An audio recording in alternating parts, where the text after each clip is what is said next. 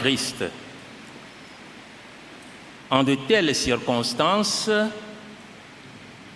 la tristesse qui nous envahit est humainement immense, autant que le vide que son Excellence, Monseigneur Nicodème Bariga bénissant nous laisse, lui qui a été un frère au milieu de nous et un pasteur pour le peuple de Dieu pendant tout ce temps que nous l'a donné.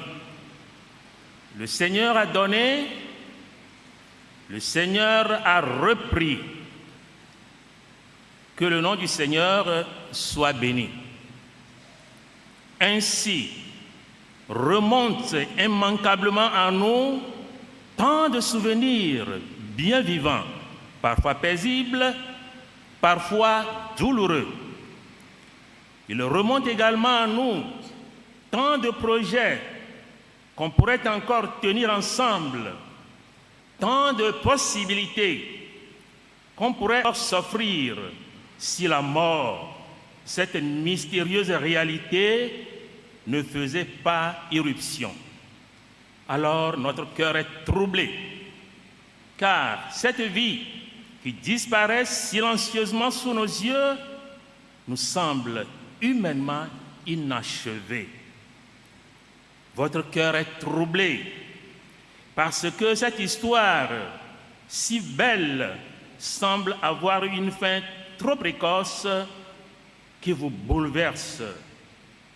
Vous tous qui avez connu l'affection et l'amour de Monseigneur Nicodème, en commençant par vous, chers membres de la famille, parents, proches et alliés, vous tous qui l'avez côtoyé, croisé son regard, partagé son sourire, vous tous qui, de près ou de loin, avez trouvé du réconfort au son de sa voix et de l'apaisement par son ministère au milieu de nous.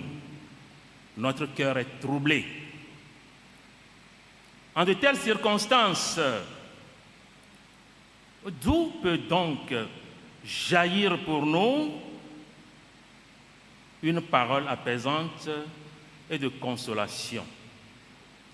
Les témoignages, les hommages et les messages que nous recevons depuis l'annonce du décès de son Excellence Monseigneur Nicodème, ainsi que ceux que nous écoutons encore dans cette célébration, nous rassurent et nous disent qu'à ce serviteur bon et fidèle, Dieu déclarera: tu as été fidèle pour peu de choses, entre dans la joie de ton Seigneur. Mais si la consolation peut venir de ce que nous avons vu, touché et entendu de beau, de vrai, de grand dans la vie de notre frère et évêque, c'est avant tout vers la parole de Dieu que nous nous tournons en ce moment de chagrin, car cette parole est verbe. C'est le verbe de Dieu. C'est Jésus-Christ qu'il a suivi et aimé avec ses qualités humaines et spirituelles comme il en avait, ainsi que ses fragilités comme nous en avons tous.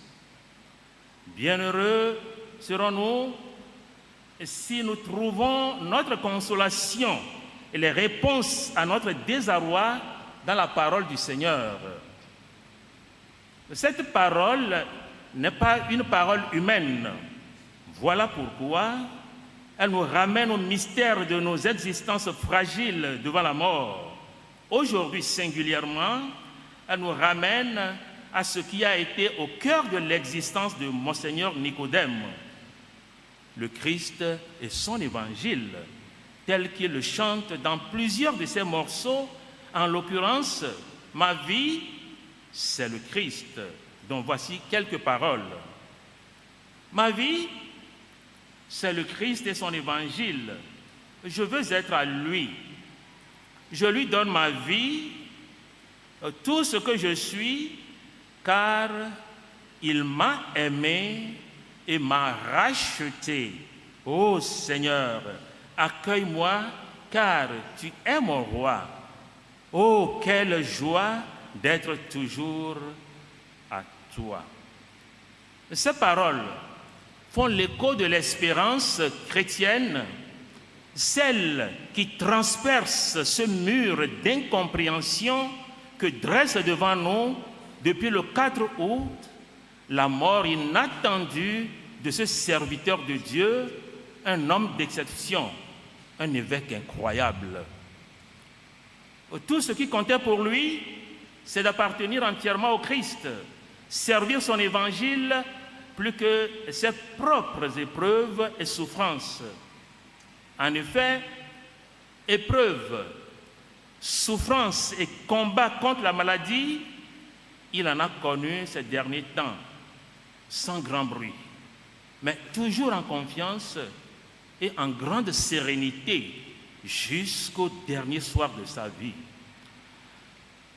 Frères et sœurs en Christ, la messe que nous célébrons aujourd'hui pour Monseigneur Nicodème, comme lui-même en célébrait quand il était encore vivant au milieu de nous, est un moment de profonde communion. La communion des vivants porte ceux qui sont morts et les confie à la miséricorde divine. Elle vient en même temps au secours de notre propre foi. Car devant la mort, la foi peut être mise à rude épreuve jusqu'à tomber dans l'abîme du désespoir. Voilà pourquoi la foi chrétienne n'évacue rien des réalités de notre existence humaine. Ce qu'il y a de plus réel la touche, et la mort reste une question pour nous tous. Au cours de notre vie, nous la côtoyons constamment.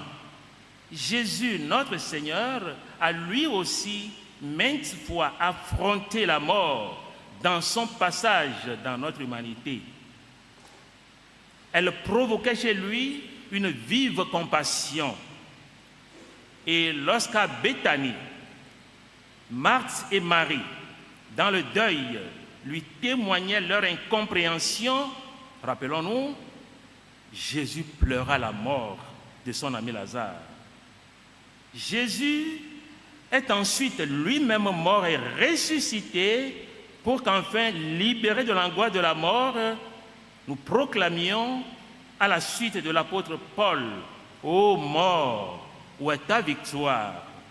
Ô mort, où est ton dard venimeux ?» Rendons grâce à Dieu qui nous donne la victoire par Jésus-Christ, notre Seigneur.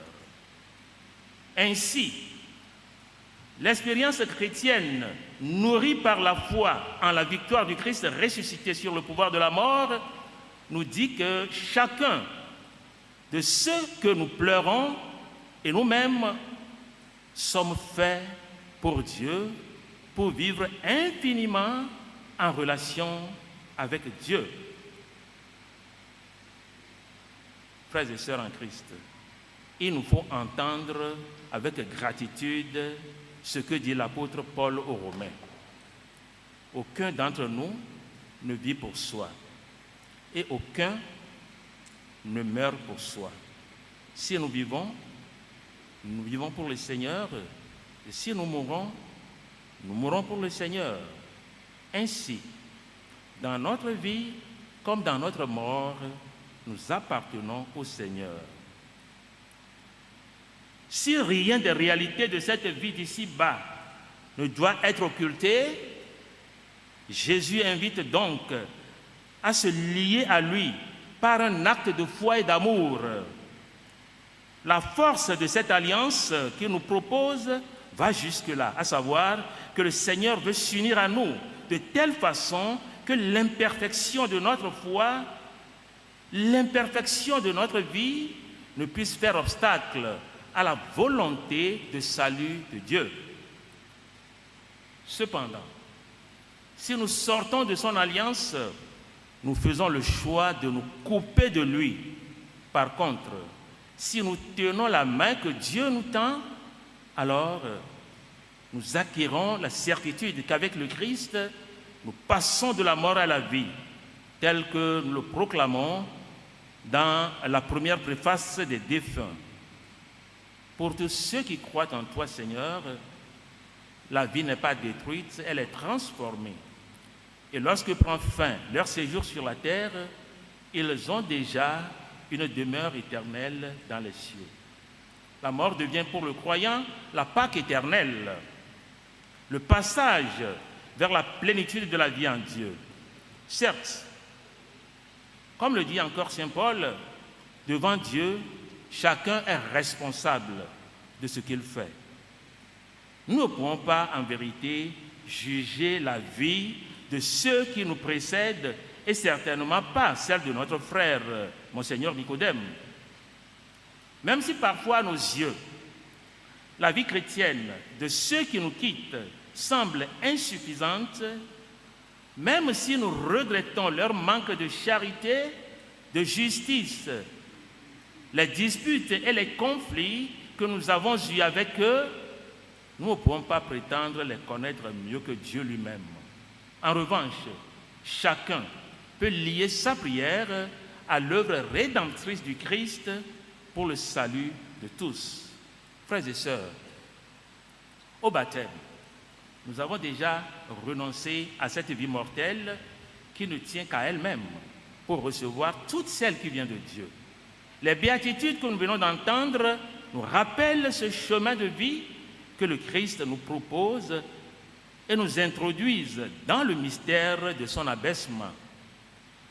Elles ne sont pas des idées ni des paroles désincarnées qui peuvent sonner pour les uns comme une sorte d'espérance consolatrice un peu facile et pour les autres comme un au-delà un peu rêvé. Bref, il ne s'agit pas pour Jésus de dire aux uns et aux autres « ça ira mieux plus tard » dans ce monde promis après la mort.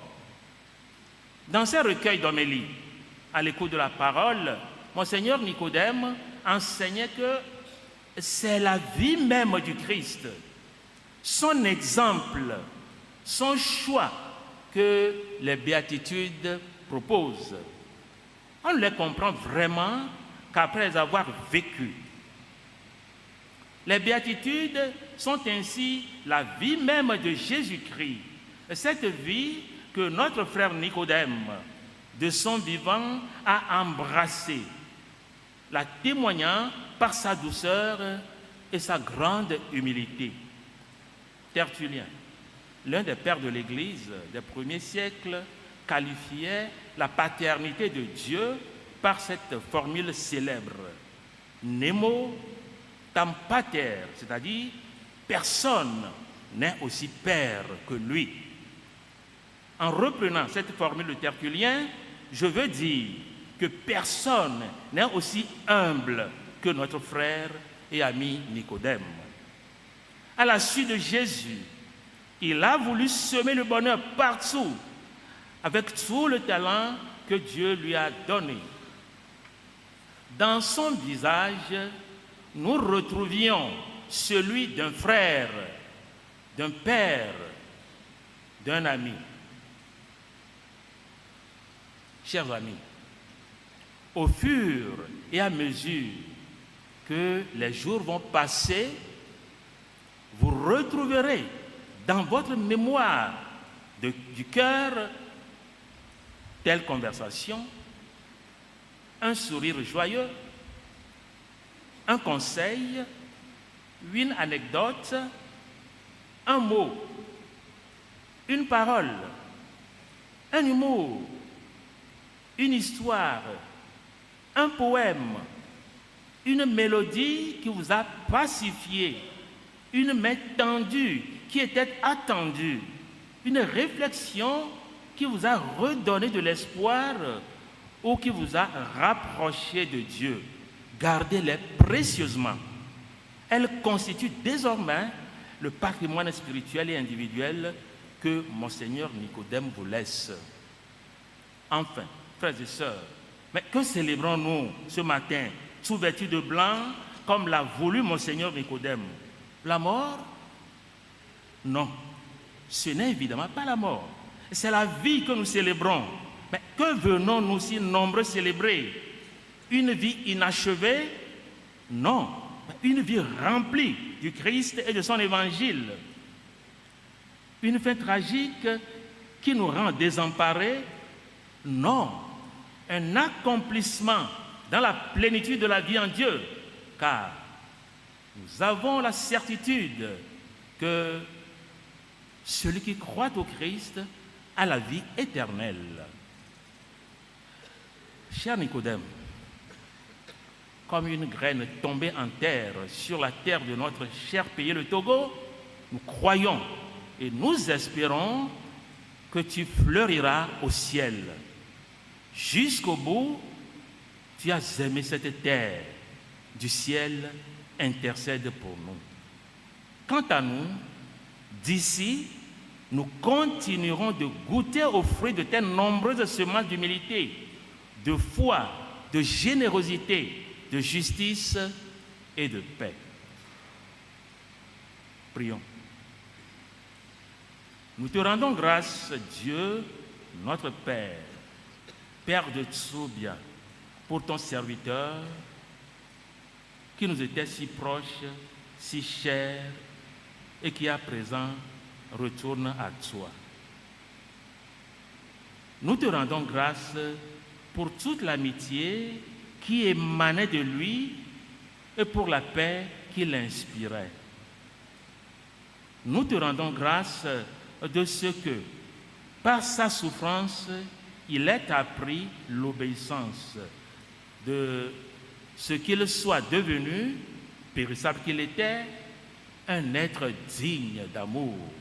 Nous t'en prions, Père, qui fait toutes choses bonnes, que rien de sa vie d'homme ne périsse, que tout ce qui était saint pour lui soit honoré par ceux qui l'ont connu, que tout ce qu'il a fait de grand et de beau continue de nous conduire vers toi.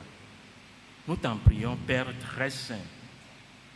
Garde-nous tous unis autour de son héritage spirituel pour qu'en œuvrant dans l'imitation du Christ Sauveur, nous soyons et demeurions des bienheureux de la paix. Père de toute miséricorde, accorde à notre frère Nicodème de trouver près de toi la paix et la joie et que brille à ses yeux la lumière qui ne connaît pas de déclin. Amen.